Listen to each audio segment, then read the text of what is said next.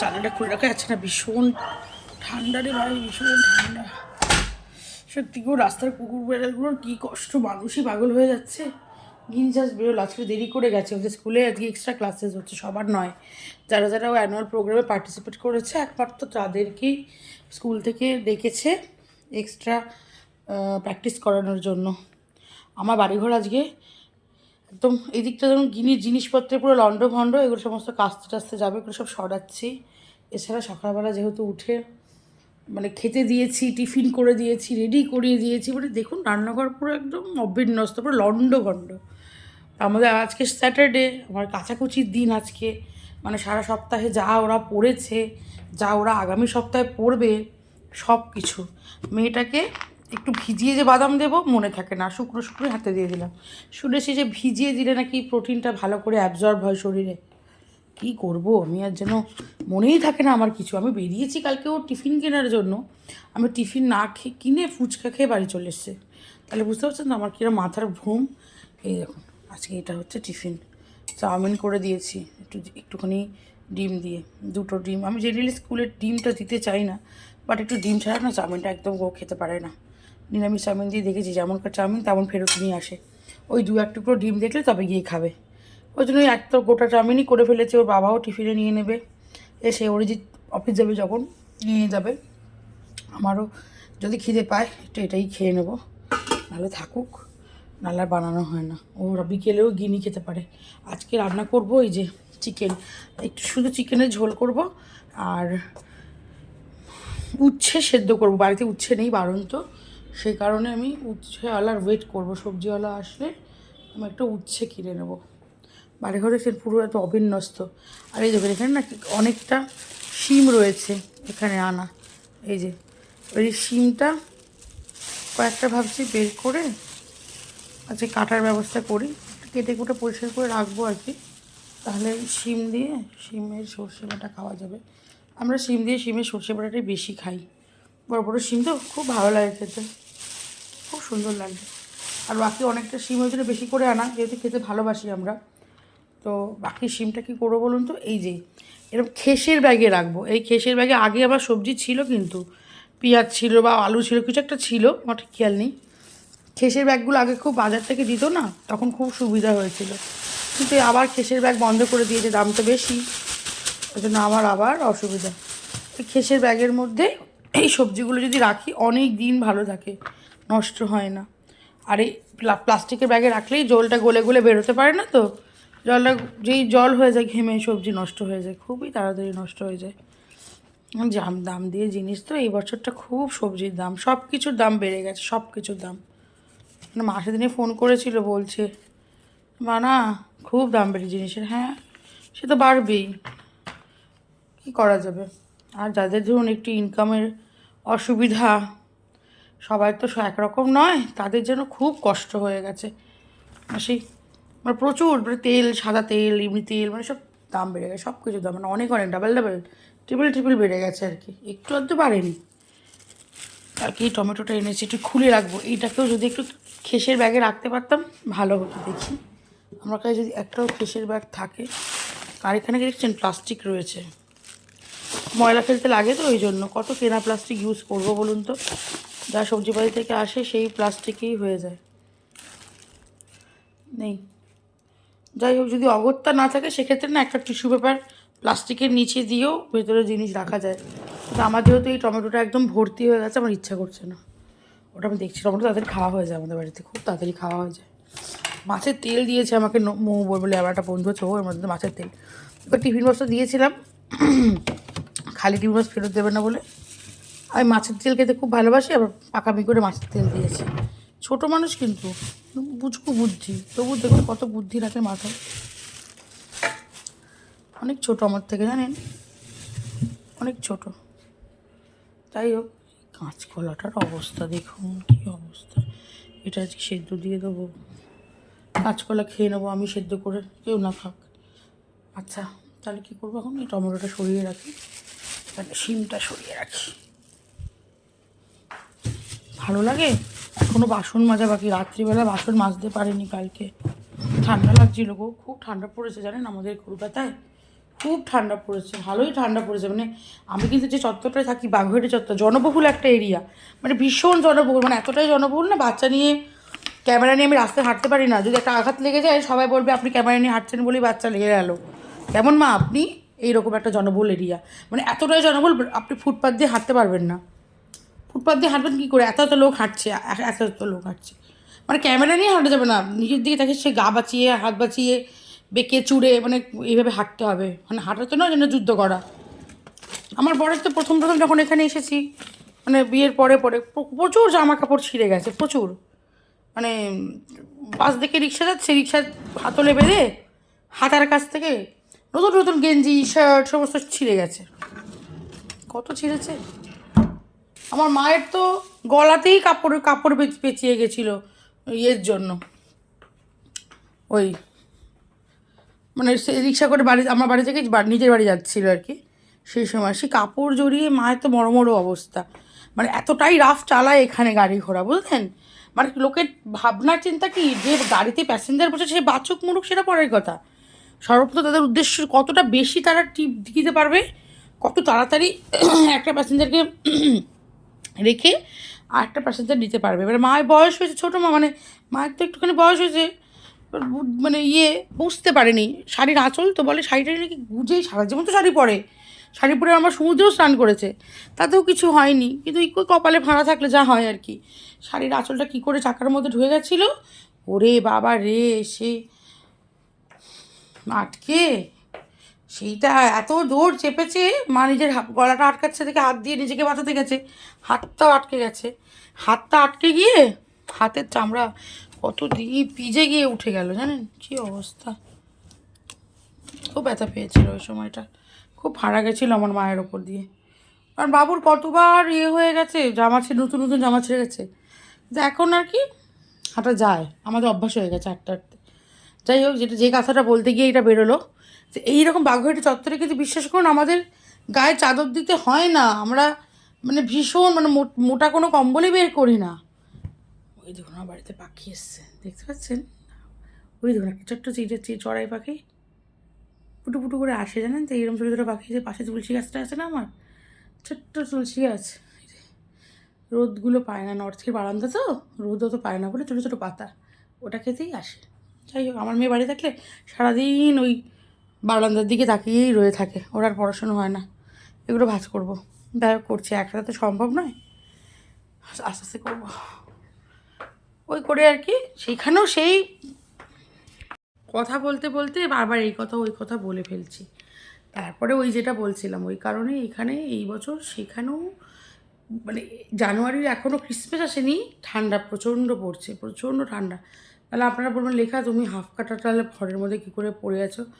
আমি এখন যদি চাদর জড়িয়ে দাঁড়াই না, আমি কাজ করতে পারবো না, ওই জন্য আমি পড়ে রয়েছি। আর আমার ঘরে জানলা সমস্ত বন্ধ, তো হাওয়াটা দিচ্ছে না।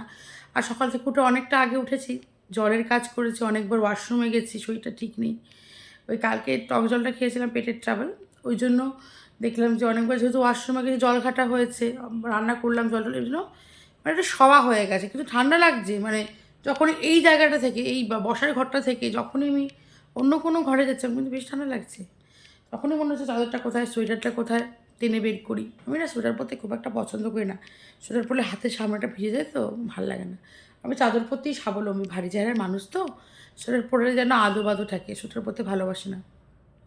ছোটোবেলাতেও ভালোবাসতাম না, চাদরই পরতে ভালোবাসতাম। যাই হোক, এইবার খুবই ঠান্ডা পড়েছে, যেমন গরম পড়েছিল এইবার, মানে প্রচণ্ড ঝেঁকে, আবার সেইরকম ঠান্ডাও পড়বে, জানেন তো? বুঝতে পারছি যখন যেটা বেশি তখন সেটা বেশি, যেমন গরম তেমন ঠান্ডা, যেরকম গরমও কম কম পড়লে ঠান্ডাও কম কম পড়বে। কিন্তু ওই যে প্রচণ্ড এইবারটা খুব কষ্ট হচ্ছে ঠান্ডায়। সবচাইতে কঠিন কাজের পরিশ্রমী কারা জানেন? এই আমার মতো হাউস ওয়াইফরা। জলকে ভয় পাচ্ছি না, ভয়কে জয় করে নিয়েছি, এরকম একটা ব্যাপার। জল, আমার চাউমিন রান্না হয়ে গেলে সবজি কেটে ডিম ভেজে, মানে আমি ঘুম থেকে উঠেছি 5:30, আমি উঠে, যেহেতু আমার 5:30 অ্যালার্ম বাজে, 5টায় আমার ঘুম ভেঙে গেছে, বাথরুমে যেতে হবে, ওয়াশরুমে, শরীরটা ঠিক নেই, সেই থেকে জল ঘাটা শুরু করলাম, 5টা থেকে জল ঘাটছি। মানে এখন আমি চিকেন রান্না করে যা বসে বসে গল্প করছি, দেরি হয়ে যাচ্ছে, চিকেন রান্না করবো, জামা কাপড় মেলবো, যে জামা কাপড়গুলো চারিদিকে ছড়িয়ে ছিটিয়ে আমার বরের আর মেয়ে ঘর সাজিয়েছে সেইগুলো পরিষ্কার করে আবার কাচতে দেবো। মানে আমার আজকে তুমুল কাজ, আর সবটাই তো হাওয়ায়, সবটাই জলে। এখন মানে আপনি আমাকে ছেড়ে দিন না, নর্থ পোলে ছেড়ে দিন, দেখা যাবে আমি একটা হালকা স্টুল গায়ে দিয়ে সব বাড়ির কাজ করে ফেললাম, তারপরে আমি সে বসবো ইয়েতে গরমের মধ্যে, আর তখন নামবো টামবো না। ওই জন্য রাতে আমার কেউ যদি কিছু কাজ করতে পারে না, মাথা গরম হয়ে যায় একদম, মানে আমার সঙ্গে ঝগড়া হয়ে যায়, ওটা সঙ্গে আমার ঝগড়াই হয়ে গেছিলো। এই কেন আমাকে রাত করে উঠে খাবার দিতে হয়েছে, তুমি টাইমে কেন আসলে না। ও বলছে খেলা দেখে আসতে পারেনি টাইমে, দূর তুমি ওই নিকুচি করে তোমার খেলা, তাহলে নিজের খাবার এবার থেকে ব্যবস্থা করে যাবে, আমাকে কেন বিছনা ছাড়তে হলো। আর ওই যে একবার বিছনায় ঢুকে গেছে এবার তো শীত ধরে যায়, তখন আমার তখন আর নামতে পারি না, পা হাত, দুপুরবেলা বরফের মতো ঠান্ডা থাকে আমার, তখন সেই হট ব্যাগটা পায়ের মধ্যে নিয়ে যদি শুই, জলের যে হট ব্যাগগুলো হয় না বালিশের মতন ইলেকট্রিকে, ও একটু করে নিয়ে যদি শুই তবে গিয়ে ঘুমোতে পারি, তাহলে সারাটা দুপুর জেগে থাকি, নিজের পা নিজের গায়ে লেগে ঘুম ভেঙে যায়, এত ঠান্ডা লাগে। অরিজিৎ আসবে, আজকে একটু দেরি হবে, কারণ বললাম না 6:30টার সময় জেনারেলি স্কুলের জন্য বেরোয়, আজকে 7:30টায় বেরিয়েছে। না না মানে 7:30টায় আজকে স্কুল হবে, তাই জন্য 7:10-15 নাগাদ বোধহয় বেরোলো। আর বসে থাকবো না, দেখুন না বন্ধুগণ রান্নাঘরের কী অবস্থা, ডাকছে আমাকে, আয় লেখা আয় পরিষ্কার কর। ভাই এত কাজ যদি করতে হবে জানতাম, বিশ্বাস করুন আমি বিয়ে করতাম না। কি হবে বিয়ে করে, এই জন্য আজকালকার ছেলেপুলেরা বিয়ে করে না, লিভ ইন করে, ভালো করে গো। লিভ ইন করলে দেখবেন ছেলে মেয়ে উভয়েরই সমান কাজ করতে হবে, লক্ষ্য করেছি। কিন্তু এই যে বিয়ে করেছি, সব ভারী কাজ আমার, বাচ্চা মানুষ তুমি করবে, বাড়িতে কেউ গেস্ট আসলে আপ্যায়ন যত্ন তোমার ইচ্ছা করুক না করুক তুমি করবে, আমাকে আমার বাড়িঘর ছেড়ে চলে আসতে হলো, ওর বাড়িঘরের কাছে থাকতে হলো, আমাকে সব একা করতে হয়। আর সে ঘুরে বেড়াচ্ছে, বন্ধু বান্ধব জুটিয়ে জিম, গলফ, তারপরে অফিস, ফুটবল, ইস্টবেঙ্গল, মোহনবাগান এই নিয়েই সে বেঁচে আছে। বাবা তার জীবনে কিছু চেঞ্জ নেই গো। তারপর বাড়িতে প্রেম করে তো আমি বলি আমার বরেরই লাভ হয়েছে, ফ্রিয়ের ঝি বাড়িতে, আমি লাভ ম্যারেজ করে চলে এসেছি, বলতেও পারবো না যে বাবা মা কার সাথে বিয়ে দিয়ে দিল, কোথায় পাঠিয়ে দিল, জীবন শেষ হয়ে গেল।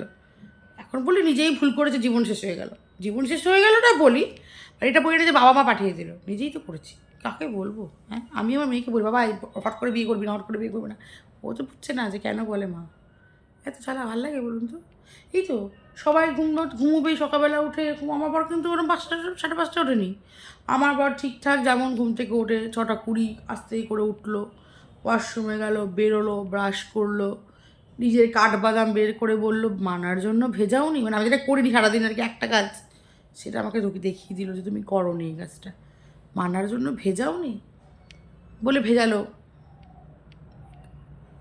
খেলো, নিজে খেলো, দুটো বিস্কুট খেলো, গিরিকে জুতোটা পরালো, ব্যাগটা কাঁধে নিয়ে চলে গেল। এবার আমার ফিরিস্তিটা শুনুন, সকালে উঠলাম হাউমাউ করে, উঠেই ভাবছি হায় ভগবান দেরি হয়ে গেল না তো, দেরি হয়ে গেল না তো, না দেরি হয়ে গেল না, মোবাইলটা দেখলাম দেরি হয়ে গেল না, ঘুমিয়ে ঘুমিয়ে ভাবছি কানের মধ্যে মনে কিছু ঢুকে গেছে, আমার খুব আওয়াজ হচ্ছে, নিজের নিঃশ্বাসের আওয়াজ নিজে শুনতে পাচ্ছি, ঘুম ভাঙার পর লক্ষ্য করে ওটা অরিজিতের নাক ডাকার আওয়াজ, এত জোর নাক ডাকছে, হোয়াইট নয়েজটা নেই তো, ফ্যান ট্যান সব অফ, চারিদিক থেকে অফ, আর দূরে শুয়েছিল, ঘুরতে ঘুরতে এসে মেয়ে আমার এই ওপরটায় পুরো অরিজিতের মুখটা এখানে কানের মধ্যে গড় গড় করে নাক ডাকে, ঘুমটা 12টা বেজে গেলো, উঠেই দেখলাম পেটটা ট্রাভেল দিচ্ছে, শরীরটা ঠিক নেই, কালকে সেই ফুল করে টক জল খেয়ে অ্যাসিড গ্যাস গ্যাস হয়ে গেলো মনে আছে, ওয়াশরুমে যেতে হবে, গেলাম এলাম, তারপরেই ভাবছি যদি ঘুমিয়ে পড়ি, উঠে যে এই এত সর্বস্ব করে মেয়েকে পাঠাবো কী করে, আমার মেয়েটা জামা পড়তে পারে কিন্তু স্কুলে যাওয়ার মতন ওরমভাবে আমি সাহস পাই না, ওয়েল ড্রেসড না হলে না পাঠাতে কোনো ভালো জায়গায় ইচ্ছা করে না, তাই না বলুন, ওরমভাবে যাবে কীভাবে। তার মধ্যে কালকে এসে মনের ভুলে আমি আমি আজকে যে ক্লাস আছে আমি ভুলেই গেছি, মানে আমার কোনো কিছু মনে থাকছে না গো, আমি করেছি কি ওর ওই ড্রেসটা কেচে ফেলেছি, এবারে আমি জানি আজকে শুকনো করে ইস্ত্রি করাবো, আজকে উঠে দেখছি এই মা ড্রেস তো কেচে দিয়েছি, মানে স্কার্ট টার্ট সব রয়েছে, স্কার্টটা 2 সপ্তাহ পরাই, নোংরা করে না তো, পরিষ্কারই থাকে জানেন, মানে খুব একটা নোংরা করে না, মেয়েটা খুব পরিষ্কারই, পিটপিটে মেয়ে তো আমার, কিছু নোংরা হয় না। তারপর মাথায় আগুন, তারপর তাড়াহুড়ো করে আবার সেই আলমারি থেকে খুলে বার করলাম শার্ট, বার হলো ফুল হাতা শার্ট, মেয়ে পাশ থেকে বললো মা আমি পড়বো না। কেন? ওই যে কোনোর কাছে ঘষতে গিয়ে কেটে গেছে, ব্যথা লাগবে, তাই পড়বে না। আবার খুলতে শুরু করলাম, আলমারি ঘেটে বের করলাম হাফ কাটা শার্ট ইস্ত্রি করা থাকে, সেটা পরালাম, স্কার্ট পরালাম, নিচে লেগিংস পরে ঠান্ডার লেগিংস পরে লেগিংস পরালাম, গলায় টাই হলো, টাই যেন টাইট না হয়, মানে আমার মেয়ে তো আবার সেইরাম প্রতিবাদী চরিত্র। যাই হোক হলো, সব কিছু হওয়ার পর আমি এবার জিজ্ঞেস করলাম আস্তে করে, এই যে টিফিন হচ্ছে কিন্তু সঙ্গে সঙ্গে পাশাপাশি টিফিন হচ্ছে। ও তো ওয়াশরুমে গিয়ে 1 ঘন্টা কাটিয়ে দিল না, আসলো, সময় লাগলো, ও হয়ে আসলো, এসে মুখটুক ক্রিম লাগিয়েছিস, আমার দিকে এভাবে দেখার, মানে তুমি জিজ্ঞেস করো কী করে যে আমি ক্রিম লাগাইছি, তোমাকে তাহলে রেখেছি কী করতে, মানে এরকম একটা চোখের ইঙ্গিত, বলেনি, বলার সাহস নেই, বললে তো মার খাবে, কিন্তু বলবে না, এরা বলে না, এরা তাকায়, শুধু তাকায়। মানে কি বলো তো, এটা তো তোমার কাজ, তুমি করেই দাও তোমার প্রতিদিন, আমি তো হাত পা গুটিয়ে বসে থাকবো, আমি কেন করে দিই বলুন তো? ওই হাতে ক্রিম থাকলে না, স্কুলে যাওয়ার পরে ওই হাতটা চ্যাট চ্যাট করে লিখতে গিয়ে দেখবেন পেন্সিলটা হাত থেকে স্লিপ করে, আমার ছোটোবেলায় করতো, সেই জন্য আমি ভাবি কি থাক ওইটা, হাত তো আর জল দিয়ে ধোয়া হয় না, ইয়ে হয় না, কিন্তু যাই হোক সেই আবার একটা দিন তো আজকে তো না, আজকে তো পড়াশোনা শুধু নাচ,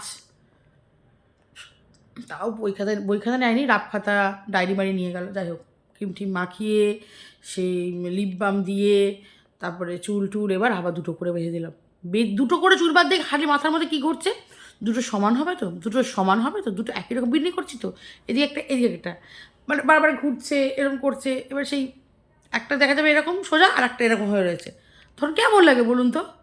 বলবে যে মা রেডি করে পাঠিয়েছে কি বিচ্ছিরি, তাই না? আমার মনে হয় গো, এগুলো মনে হয় আমার। দিয়ে আবার সে 2টো চুল বাঁধলাম, সেই বিশাল যুদ্ধ রে ভাই, 2টো চুল বেঁধে কালো কাটারি লাগবে, কালো ক্লিপি লাগবে, কিচ্ছু অন্য দেওয়া যাবে না, স্কুলের জিনিস আমি আলাদাই রাখি, তাও কিছু খুঁজে পাই না যাওয়ার সময়। কেন?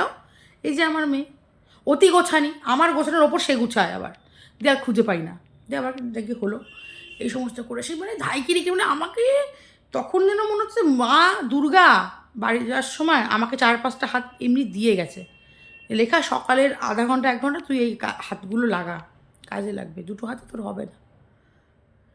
দিয়ে ওই করে ওটা গেল, তারপর আমি আমার একটা প্রেশারের ওষুধ খেলাম, ধাতস্থ হতে হবে তো আমাকে এবার, আমাকে চারদিকে পুরো 4টে 5টা করে দেখছি এবার আমি। আমার আবার ঘুম থেকে উঠে শুধু মেয়েকে জুতো পরালো, বললো বাদামটা ভেজাও নি, বলে খেতে খেতে শুকনো বাদাম নিজে খেতে খেতে মেয়ের হাতে 2টো দিল, দিয়ে চলে গেলো। আমার মেয়ে আবার যাওয়ার সময় বলছে মা আমার তো পেটটা এখনও ভরলো না, মানে চাউমিনটা ভালো লেগেছে আর কি, বলছে যে আর একটু মুখে দিয়ে দেবে, বলে হা করছে। এখনও তো খাইয়ে দেওয়া অভ্যাস, কড়াই থেকে তুলে নিয়ে গিয়ে ফু দিতে দিতে মুখে ঢুকিয়ে দিলাম, দিয়ে হাত ধুলাম। তাহলে বুঝতে পারছেন, এই হলো মা, আমি দৌড়চ্ছি, আমার মনে নেই টিফিন দিয়েছি কিনা, আমি বলছি লিফটে ওরা নামছে, এই একবার দেখে নিও টিফিনটা দিয়েছে কিনা, একবার দেখে নিও টিফিনটা দিয়েছে কিনা। হায় বাবা, আমি জলের বোতল খুলে জলের বোতল ঢাকনা আটকাতে পারছি না, তাড়াহুড়ো চোট, আজকে এমন ব্যস্ততা ছিল আমার জানেন। তাহলে এইরকম জীবন ভালো? এইবার মরে আমি কিছুতেই মেয়ে হয়ে জন্মাবো না, আমি ছেলে হয়ে জন্মাবো। আমি রাস্তায় গিয়ে কাজ করবো তাও ভালো, বাড়িতে এত কাজ করতে পারবো না আমি, প্রচুর ঝামেলা ভাই, প্রচুর ঝামেলা। সবার মন জুগিয়ে চলাটা মহা সমস্যার ব্যাপার। যেমন আমার বর বা আমি দুজনেই আমরা ঝাল খুব বেশি খাই, ঝাল ঝাল খেতে ভালোবাসি। আর আমার মেয়ে হঠাৎ কোত্থেকে শিখেছে ঝাল খাবে না, ঝাল কম কম খাবে, কোত্থেকে বংশ এলো কে জানি। আমরা তো সবাই ঝাল খাই, ও ছোটো থেকে ঝাল খেয়েই বড়ো হয়েছে, আমি আলাদা তরকারি কোনোদিন ওর জন্য বানাইনি আজ সাজ। ওই আলু পেঁয়াজ যা সব টমেটো ইয়ে আপনার আলু, তারপরে কপি বা ওই মূলো বা পটল বের করে ঝোলটাকে তুলে নিয়ে ভাতের পাশে দিয়ে ভাত ঘি দিয়ে মেখে ভাতের সাথে খাইয়েছি, ঝালই ছোটো ছোটো সেই 1 বছর বাচ্চা থেকে তাই খায়।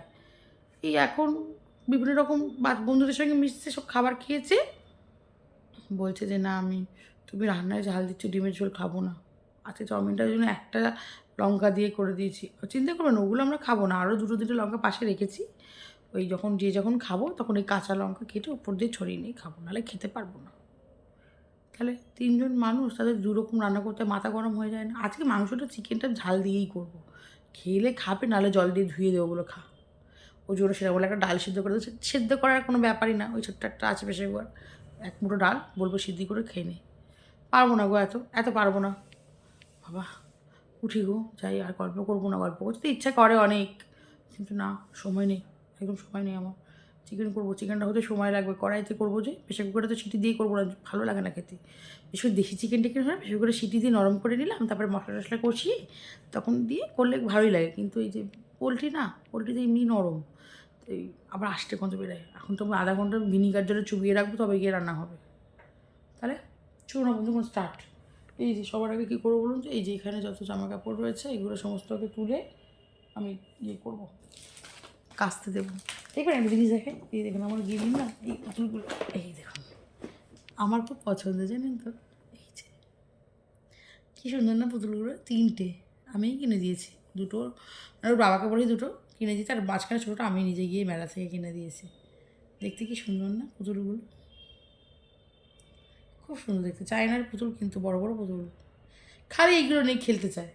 1 বছর আগে কিনে দিয়েছি, আমি দেবো না এখন, 10 বছর হলে দেবো, মানে তখন বুঝতে শিখবে। ও তো এখন সব জামা কাপড় খুলে ফেলে, হাত পা মুড়িয়ে দেয়, তারপরে আর ভালো হয় না, তখন কান্নাকাটি আমাকে বলে ঠিক করে দেয়, মানে অশান্তি না বলুন তো এইসব। এই পুতুলগুলো একটু দামি, জানেন তো, এই পুতুলগুলো অন্য অন্য পুতুলের মতো না, একটু কস্টলি।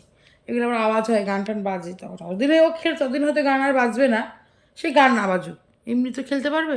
আর ভালো এখন দিলে না, একটা ভালো পুতুল দিয়েছিলাম, সে পুতুলের মুখের মধ্যে স্কেচ পেন দিয়ে এঁকে নষ্ট করে দিয়েছে। তারপরে আবার কান্নাকাটি, মা তুমি এটা উঠিয়ে দাও, ওঠানো যায়, ঘষছি, চোখ মুখের রঙই উঠে যাচ্ছে, গালটা লাল লাল সব থাকে না, ওগুলোই উঠে যাচ্ছে স্কেচ পেনের দাগের সাথে। তা কী রাখবো বলুন। আর গল্প করবো না গো, অনেক কাজ পড়ে আছে, যাই। বিছানার তোলা থেকে শুরু করে ঘর ঝাড় দেওয়া, বাইরেটা কোনো ঝাড় দিতে পারিনি, ঝাড় দেবো, বাইরেটাতে ঝাড় না দিলে না বড্ড বালি বালি করে, সেই বাড়িটা ভেতরে আসে। আমার মাসি যখন আসে কখনো এসে ঘর মুছতে, তো অনেকটা বেলায়, আজকে আসবে কিনা তাও জানি না, সব দিন আসে না।